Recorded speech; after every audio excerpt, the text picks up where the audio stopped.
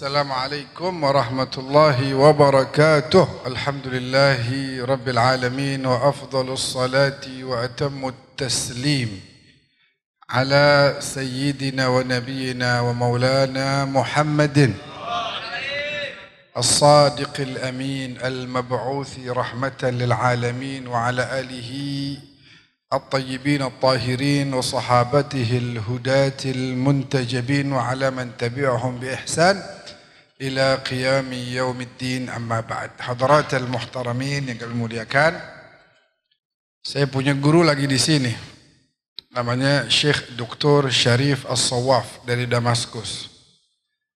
Melihat di Indonesia luar biasa, asal udah bulan Maulid acara meriah banget di mana-mana. Semua di mana-mana, hatta di surau-surau di desa-desa kan juga dihias sedemikian rupa, gimana caranya biar indah. Kemudian ada nanya begini sama kita, karena ini habis acara Maulid tuh orang-orang yang hadir, terus gimana? Pada ngapain? Pada ngapain gimana? Iya pulang nih, acara selesai, pulang terus ngapain? Ya tidur. Iya bener gak? Tidur kata dia. Lah kan habis dengerin ceramah, habis dengerin nasihat, mau idhah. Nggak ada tuh misalnya sholat tahajud malamnya atau baca Quran, apa gimana zikir, mengisi malamnya sebelum tidur istighfar dulu. Saya bilang itu masing-masing dah, saya kurang tahu. Cuma biasanya sih emang selesai tidur dah. Udah. Apalagi habis kena kebuli malamnya. Harusnya kudunya jangan begitu. Harusnya mah kalau udah kelar habis acara tuh, habis dengerin Nabi begini, Nabi begitu, pulang mah kudunya ada apa kek, ya dia istighfar kek, ya Allah luar biasa Nabi ya, saya masih banyak salah, banyak kurang nah, pulang ntar saya mau istighfar dah, sholat 2 rakaat terus istighfar. Itu yang beliau harapkan, dan memang yang harusnya terjadi setelah setiap kegiatan majelis maulid yang kita hadiri. La buddhaan harus yataharrak fi qulubina, ada yang bergerak di hati kita, ada perubahan ke arah yang lebih baik lagi. Apalagi kita ini orang-orang yang sebenarnya dikagumi. Kita ini dikagumi loh sama Rasulullah. Bayangin, kita nih, saya nih, Wahyu, Agus, Jang Jenal, Husnul, ini semua nih kita nih, Nabi itu kagum sama kita. Pernah suatu hari Nabi tanya sama para sahabatnya, A'jabul khalqi ilaikum imanan. Menurut kalian makhluk Tuhan yang paling menakjubkan imannya siapa?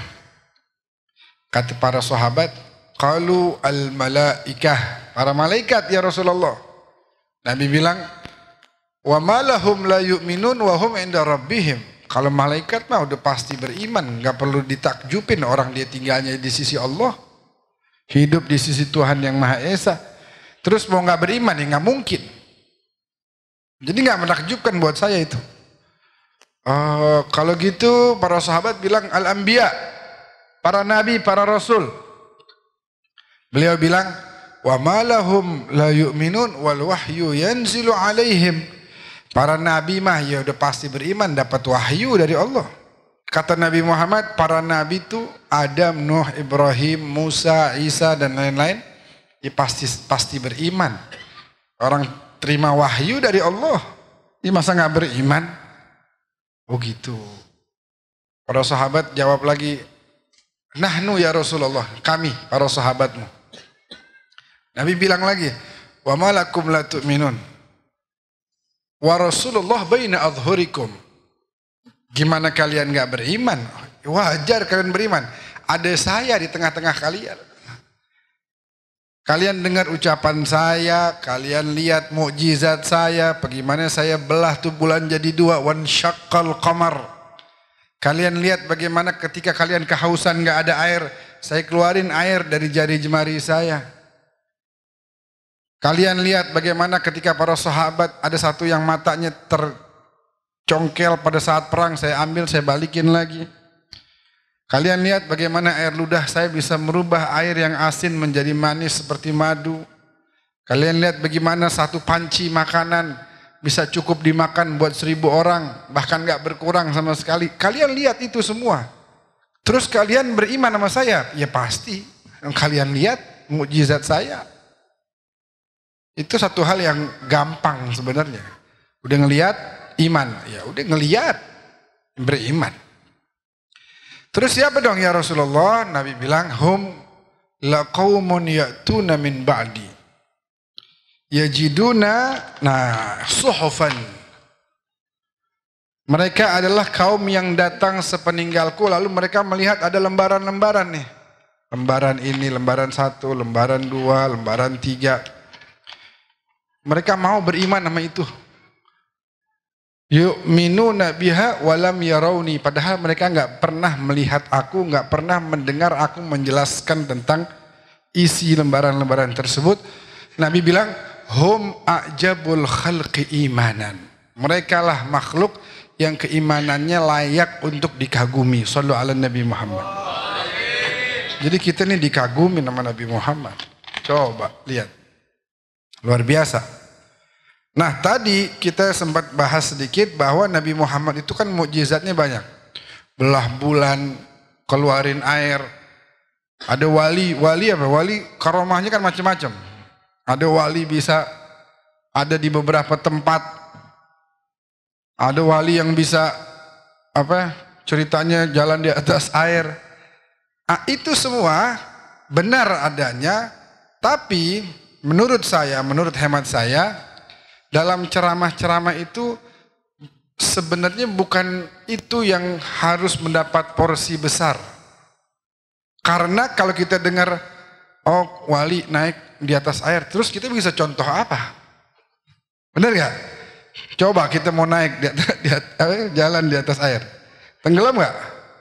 Tenggelam. Kelelep, apalagi gak bisa berenang. Waduh. Jadi menurut saya lagi-lagi sebenarnya kisah-kisah seperti itu sepatutnya tidak mendapatkan porsi besar. Ya sekedar untuk, kalau bahasa Nabi Ibrahim, lihat ma'inna qalbi, untuk supaya memantapkan hati kita aja. Wa kullan naqussu 'alaika min anba'ir rusul. Tujuannya apa? Man nuthabbitu bihi fuadak. Kami kisahkan kisah-kisah Nabi. Oh, Nabi Ibrahim dulu udah mau dilempar ke api tuh. Terus tiba-tiba apinya kuni, kata Allah, bardan wa salaman. Jadilah engkau dingin dan menyelamatkan bagi Nabi Ibrahim. Jadi enggak hanya dingin tapi juga menyelamatkan. Kalau dingin doang kedinginan nanti. Tapi ini menyelamatkan. Nah, itu Nabi Ibrahim. Nabi Yusuf dipukulin sama abang-abangnya, bonyok mukanya. Umur masih sangat belia waktu itu. Saya kurang hafal umurnya berapa, tapi kira-kira mungkin yang pasti kalau nggak salah seingat saya belum balik waktu itu. Berarti kan di bawah 12. Udah dipukulin gara-gara ayahnya namanya Nabi Yakub perhatian benar gitu. Nabi Yakub sebab tahu nih penerusnya nih. Nah, anaknya ada banyak. Ada 10 kakaknya Nabi Yusuf. Adiknya ada lagi namanya Benyamin. Nggak pakai Syu'aib tapi. Benyamin aja. Benyamin namanya. Kuburannya di Libanon. Benyamin. Jadi karena kakak-kakaknya ada ngiri, ya nih sekarang kita udah pada kurang dapat perhatian nih dari ayah. Mendingan Yusuf kita habisin aja yuk. Dibawa Nabi Yusuf. Waktu dibawa, kata kakak-kakaknya tenang aja kita bakal jaga. Tapi Nabi Yakub tidak menitipkan Nabi Yusuf kepada mereka. Kata Nabi Yakub, wallahu khairun hafizan wa huwa arhamur rahimin. Saya titipin dia sama Allah. Karena udah ada kecurigaan juga Nabi Yakub. Nabi Yusufnya juga polos. Iya dong, saya mau ikut main dong sama kakak-kakak nih ke sono ke sawah mau main juga. Dipaksa ya.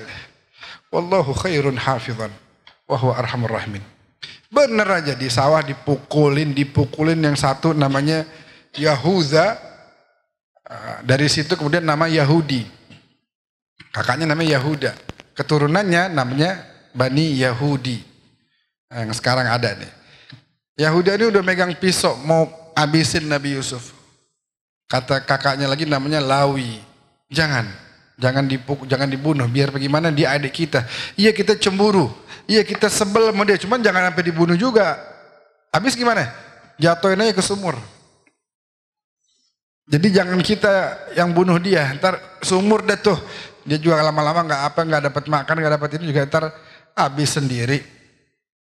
Dilempar, ini udah bonyok, dilempar ke sumur sendirian, gelap di bawah. Gimana ini? Berjalan tuh. Nah yang ngasih makan si Lawi ini kakaknya. Yang rada kesel cuman rada ada sayang juga. Ntar ambil dari rumah makanan. Yusuf. Lawi saya ketakutan. Udah nih makanan nih ambil. Tangkep makan. Suatu hari ada kafilah lewat mau ngambil minum. Begitu diturunin. Pas diangkat kok berat banget ini air. Pas ada Nabi Yusuf ikut. Ya Allah. Kata yang ngangkat ini malaikat apa siapa nih, ganteng banget nih. Ya. Memang kan Nabi Yusuf terkenal ganteng banget. Langsung nengok ke Wahyu. Cuman iya sih tuh kelimis dia tuh habis cukuran kayaknya tuh. Abang-abangnya merhatiin lah itu Yusuf naik itu keluar itu dia dari sumur. Kata abang-abangnya ini budak kita nih. Beli saya jual. Tapi ada syaratnya, bawa ke negeri yang jauh.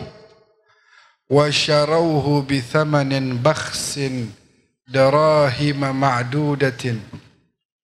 Dibeli dengan harga yang sangat-sangat murah waktu itu. Nabi dijual jadi budak. Coba bayangin.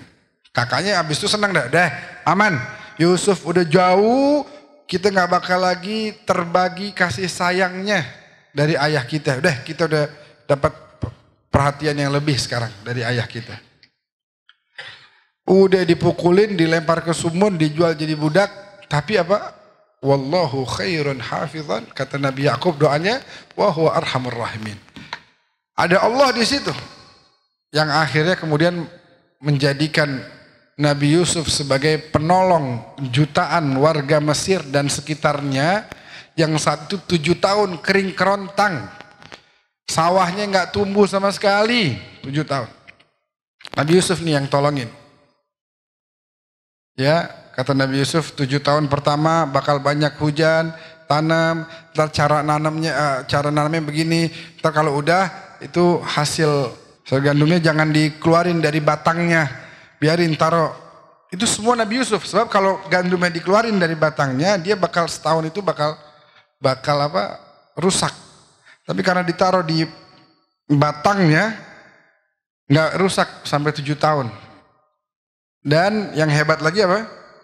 Yang hebat lagi itu daun batangnya bisa buat jadi makanan hewan, karena hewan juga pada kelaparan juga. Dan diangkatlah Nabi Yusuf menjadi raja Azizul Misr. Udah dipukulin, dilempar, dijadiin budak, tiba-tiba jadi raja. Nah, cerita-cerita begitu disampaikan untuk tathbit, memantapkan hati. Termasuk juga cerita-cerita para wali-wali tadi. Cukup sampai memantapkan hati kita. Oh iya benar, orang-orang besar orang. Tapi untuk menirunya kan nggak bisa kita. Lalu gimana dengan firman Allah? A'udzubillahi minasyaitonirrajim. Laqad kana lakum fi Rasulillahi uswatun hasanah. Sungguh pada diri Rasulullah ada suri tauladan yang sempurna bagi kalian, umat manusia. Kalau yang kita dengar cuma belah bulan, gimana kita meniru Rasulullah? Kalau kita dengar mengeluarkan air dari jari jemarinya, gimana kita nirunya? Mana suri tauladannya dari Nabi yang bisa kita tiru, yang bisa kita contoh? Apa suri tauladan dari wali-wali ini yang tadi tuh? Ada Mbah Soleh. Kalau antum ziarah nanti ke Sunan Ampel, ada namanya Kiai Mbah Soleh. Karomahnya apa tahu nggak? Kuburannya ada 9. 7 atau 9 saya lupa. Ntar bisa dicek di Google. Mbah Soleh Sunan Ampel. Jadi meninggal. Datang lagi beliaunya. Hidup lagi di tengah masyarakat. Nah kemarin kayaknya kita kuburin nih. Hidup lagi. Berapa waktu meninggal lagi, kuburin lagi. Datang lagi orangnya. Meninggal, kubur lagi. Itu warga ngelihat jadi saksi semuanya. Kalau antum saya kebetulan sering ke Sunan Ampel ziarah. Ada 7 apa 9 kalau nggak salah. Kuburannya. Mbah Soleh, Mbah Soleh, Mbah Soleh, Mbah Soleh, Mbah Soleh, begitu. Cerita itu apa yang bisa kita tiru? Tidak ada tentunya. Ya paling kita bisa mengagungkan Allah, luar biasa. Maha besar Allah. Cerita Siti Maryam bisa hamil Nabi Isa tanpa suami, itu maha besar Allah. Tapi yang kita perlu sekarang, yang harus mendapatkan porsi besar dalam ceramah-ceramah itu adalah tentang kehidupan Rasulullah yang bisa kita jadikan sebagai uswatun hasanah. Kita nih di sini ada misalnya Cang Jenal. Rasulullah pernah dipercaya jadi general manager sama Siti Khadijah. Siti Khadijah punya usaha, yang jalanin general manajernya tuh Nabi Muhammad. Waktu belum nikah. Cang Jenal bisa tuh ngambil contoh. Nabi Muhammad waktu jadi JM gimana? General manager. Oh begini. Sampai sukses tuh usahanya. Sampai berkah banget. Lancar, rezekinya luar biasa. Bisa diambil contoh. Rasulullah sebagai bocah nih, bocah-bocah nih, ada Alwi, ada Ali, ada yang lain-lain. Gimana cara niru Nabi? Lihat Nabi masa umur-umur kayak begitu gimana? Masa kecilnya beliau seperti apa? Beliau dari kecil dijuluki As-Sadiq, yang jujur, Al-Amin, yang terpercaya. Bisa meniru. Jadi apapun aspek kehidupan kita, apapun profesi kita bisa.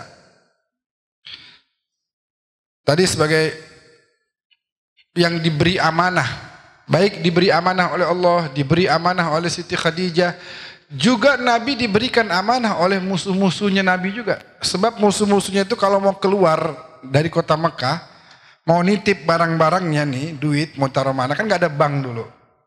Dinitip ke orang yang paling bisa dipercaya. Ini musuhnya nih. Musuhnya tahu kalau dia titipin sama yang lain bisa bahaya nih duit. Dia titip sama Nabi Muhammad karena ini orang paling jujur, paling adil dan tidak pernah berkhianat atas amanah yang diberikannya. Amanah luar biasa. Makanya kalau kita dengar ayat Al-Quran itu jelasin ketika Nabi Musa waktu itu mau dipekerjakan, waktu itu omongannya apa dari putrinya siapa tuh, Nabi, salah satu Nabi itu yang kemudian jadi mertuanya Nabi Musa. Kebetulan saya kok tiba-tiba lupa nih. Itu kata anaknya, ya Abah, siapa? Nabi Syuaib. Masya Allah, luar biasa. Gitu santri. Santri luar biasa. Mudah-mudahan anak-anaknya biar pada pesantren juga nih semuanya nih. Nabi Syuaib, benar. Anaknya bilang begini, ya Abah, tuh roman-romannya Nabi Musa cakep itu, bagus kerjanya, baik orangnya, begini. Katanya, khair man istajarta al-qawiyul amin. Yang paling pas buat dijadikan orang yang kerja sama kita adalah punya sifat qawi dan amin. Qawi itu kuat. Kuat fisiknya, kuat penguasaan materinya. Agus nih, dipekerjakan sama Cang Jenal. Agus harus memiliki dua sifat ini. Yang pertama al-qawi. Kuat fisiknya, kuat penguasaan materinya, bagaimana cara sales yang baik, begitu. Yang kedua al-amin, amanah. Nah itu kan cerita-cerita begini bisa kita aplikasikan dalam kehidupan kita. Lihat Cang Jenal, pergi ke sono kemari, pagi, siang, sore, malam, gak kenal waktu. Kuat dia, punya kekuatan, punya penguasaan materi yang baik, amanah, sampai diberikan kemudian kepercayaan. Kalau orang udah punya dua sifat ini, nggak usah khawatir, bakal dicari sama orang. Orang bakal pengen kerjasama sama dia, bakal pengen mempercayakan usahanya ke dia. Begitu, sebab susah sekarang cari yang modelan kayak begitu. Sebagai, apalagi misalnya Nabi juga sebagai kepala militer juga. Panglima Nabi. Panglima, perang luar biasa. Nabi punya strategi yang, ahli strategi yang sangat ulung beliau. Perang Badar jumlahnya sedikit, musuh banyak. Nabi bilang gak usah khawatir. Caranya begini. Nurut ya, asal nurut saya jamin menang. Baik Nabi, nurut sahabat, menang. Gampang menangnya.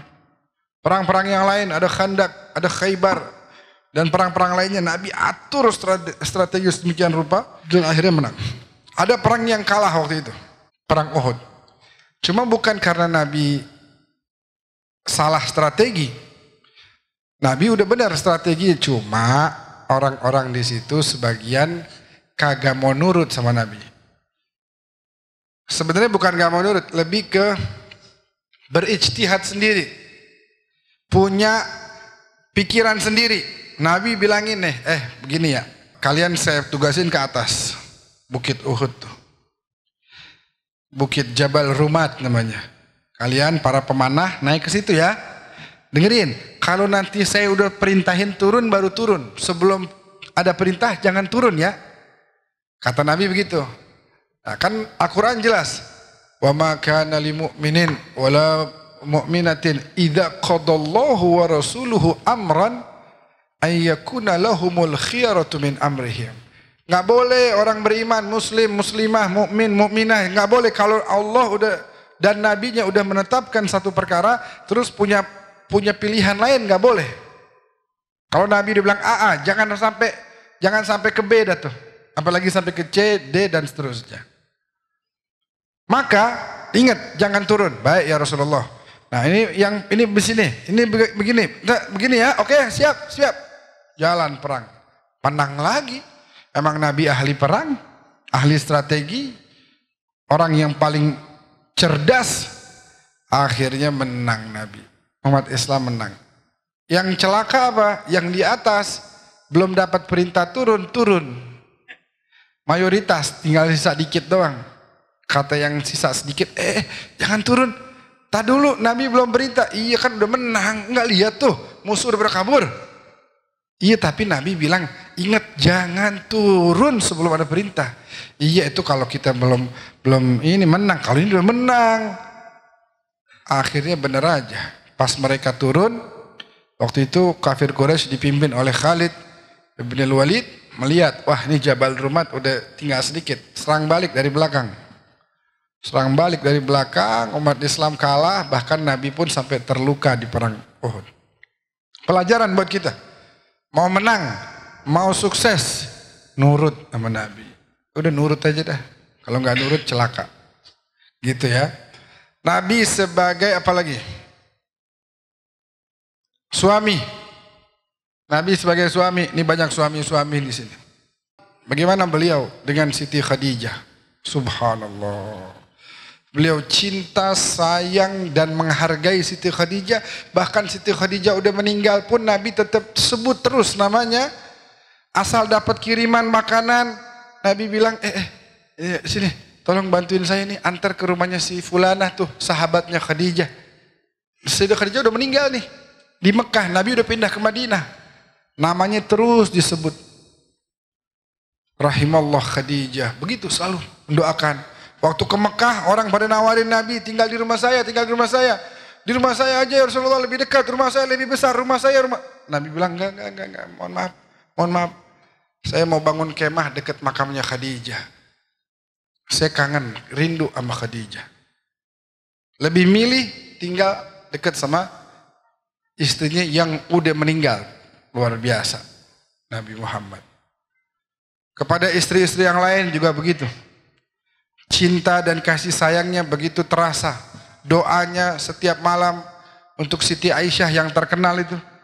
Allahumma ghfir li Aisyah ma taqaddama min dhanbiha wa ma ta'akhkhar wa ma asarrat wa ma a'lanat. Detil Nabi doain. Girang Siti Aisyah. Asurirti ya Aisyah, kamu senang Aisyah? Wa kaifa la ya Rasulullah, gimana saya enggak senang? Doanya indah banget buat saya. Maka Nabi bilang, "I'lami, ketahuilah innaha la da'wati li ummati fi kulli lailah." Itu doa saya untuk semua umat saya tiap malam. Doain terus sama Nabi. Ketika salah pun negornya indah Nabi. Ada bininya salah. Namanya manusia kan. Kadang-kadang mungkin ada kekeliruan. Nabi tegurnya indah ya Humaira, manggilnya apa? Wahai yang pipinya apa? Merah-merah. Kan enak ibu-ibu ya, enak gak Bu? Enak. Kalau sekarang bapak-bapak ngomongnya begini, wahai istriku yang pipinya makin hari makin tembem, wah makin tembem. Luar biasa. Nah sebagai ayah gimana Nabi? Nabi sebagai ayah. Luar biasa Nabi sebagai ayah. Punya perhatian yang begitu besar kepada Qasim, Abdullah, Ibrahim, Zainab, Ruqayyah, Ummu Kulthum, dan Fatimah Az-Zahra. Perhatian yang luar biasa. Kasih sayang seorang ayah kepada anak-anaknya. Pendidikan yang sempurna dari Nabi. Bukan cuma kepada anak, sebagai cucu nih. Haji Sohibi punya cucu. Haji Ambali udah punya cucu belum? Udah. Haji Turmuji udah ada. Antum udah ada cucu juga? Udah ya. Ustaz Nanang? Belum ya? Antum udah? Udah. Udah ada cucu. Gimana Nabi kepada cucunya? Kalau pulang, padahal nih Nabi udah pusing nih.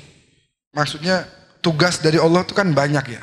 Beliau tuh punya beban sampai-sampai kadang-kadang Allah harus bilangin, Muhammad cukup udah.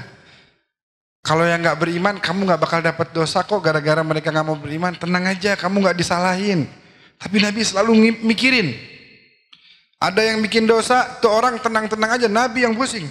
Gimana caranya tuh orang biar diampunin? Bebannya banyak. Begitu pulang ngelihat cucunya, diajak main sama Nabi. Cucunya nggak ada urusan. Masih pada kecil, belum paham waktu itu beban kakeknya. Begitu ngeliat kakeknya, pengennya ajak main. Pernah sampai naik ke sininya.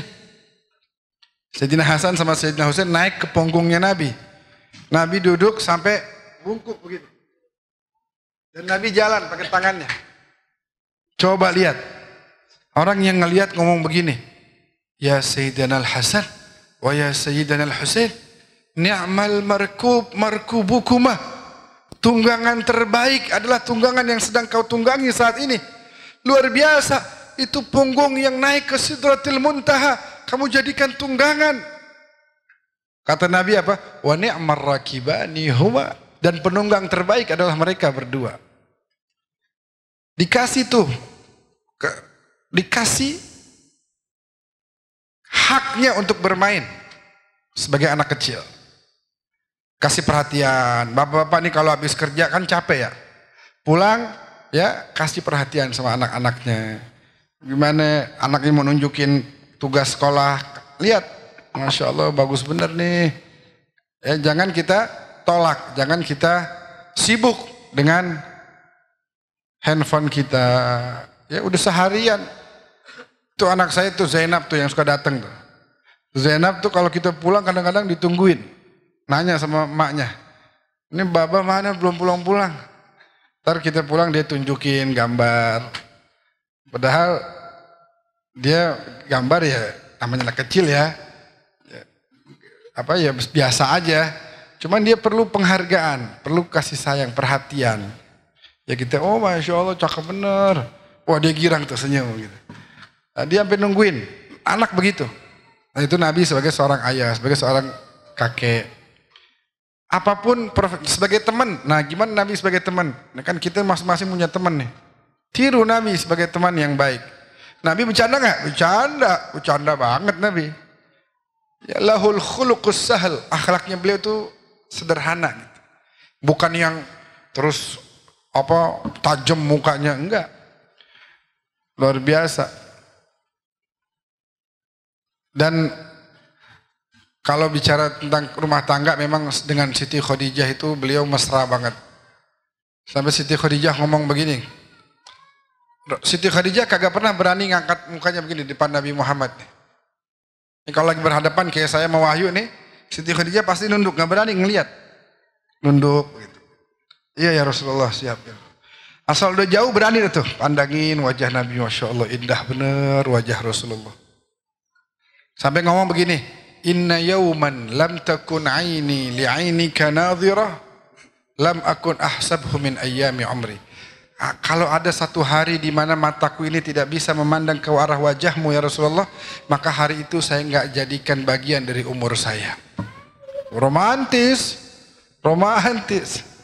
Romantis nggak? Romantis. Siti Khadijah ketika Rasulullah pulang dari terima wahyu berhari-hari pulang kagak langsung ditanya, Nabi dari mana sih? Berhari-hari kagak pulang, kawin lagi ya? Kagak. Nggak ada pertanyaan begitu, nggak ada. Siap ya Rasulullah. Kadang-kadang Nabi pulang kagak bawa duit, ya duitnya bagi sama orang mulu. Pulang nggak bawa duit. Kalau ibu-ibu pulang lakinya nggak bawa duit, bagaimana tuh? Ngedumel ya. Jangankan nggak bawa duit. Kita motor kita dipinjemin sama orang aja kadang-kadang dia sampai lancip banget tuh mulut marah-marah. Mau sih belum lunas tuh macam jenal. Oh udah pinjemin orang aja. Tuh jatuh gimana? Ntar gini gimana? Gini. Kalau Siti Khadijah nggak pernah tuh ada omongan begitu. Makanya yang dipilih jadi istrinya Nabi adalah Siti Khadijah. Jadi belum tentu orang mampu menjadi istri Nabi Muhammad itu belum tentu. Yang mampu adalah Sayyidatuna Khadijah. Yang memang betul-betul menemani Rasulullah di masa-masa yang sangat berat. Awal-awal dakwah. Ketika di Madinah kemudian Nabi memiliki banyak istri yang lain. Ada Safiyah, ada Aisyah, ada Hafsah, ada Ummu Salamah, ada Ummu Habibah, ada Zainab dan lain sebagainya. Tapi Nabi punya tempat spesial di hatinya untuk Siti Khadijah. Karena memang beliau betul-betul berkorban. Beliau beriman ketika ini yang lain perempuan-perempuan belum pada beriman. Masih nyerang Nabi, ini udah beriman dan membela Nabi di masa-masa berat. Ketika mereka masih belum beribadah kepada Allah, ini udah menemani Nabi Muhammad. Makanya tempatnya spesial. Walaupun semua yang lain juga tentu adalah ummahatil mukminin, ibu-ibu kita semua yang punya posisi yang mulia di sisi Allah Subhanahu wa taala. Nah, kita yuk sama-sama belajar tuh dari kisah tersebut.